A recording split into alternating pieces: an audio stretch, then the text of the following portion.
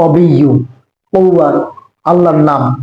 এই নামটা কেউ যদি পড়ে কোনো লাভ, কোনো উপকার, কোনো ফায়দা হবে, কোনো বিশেষ কোনো আপনার উপকার কি হবে? হ্যাঁ, অবশ্যই হবে। তো ভাই, যারা চ্যানেলে নতুন আছেন সাবস্ক্রাইব করে রাখবেন, লাইক কমেন্ট শেয়ার করবেন।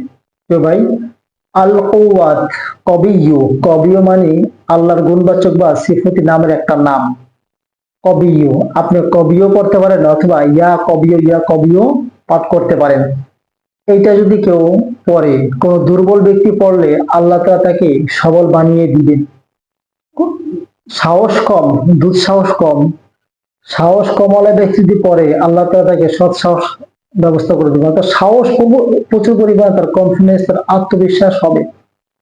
আর যদি কোনো মাজলুম ব্যক্তি, নিপীড়িত ব্যক্তি, অত্যাচারিত ব্যক্তিরা পাঠ করে, তাহলে আল্লাহ তাআলা তাকে জালেমের ব্যাপারে, জালেমকে পরাস্ত করতে সহায়ক হবেন। দেখেন, আল্লাহ তাআলা যদি জালেমকে পরাস্ত করতে দুর্বল ব্যক্তি পাঠ করার কারণে, আমল করার কারণে সহায়ক হন, তাহলে তো পৃথিবীতে আর কেউ আপনার সঙ্গী বা সাথী হওয়া তো কোনো প্রয়োজন নেই। আল্লাহ যথেষ্ট, আল্লাহ আমাদের জন্য যথেষ্ট।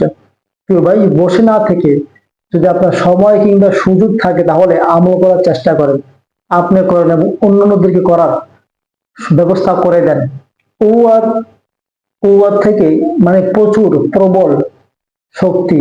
আল্লাহ তাআলার নাম অর্থ সর্বশক্তিমান, সর্বশক্তিমান, শক্তিধর, এটার অর্থ।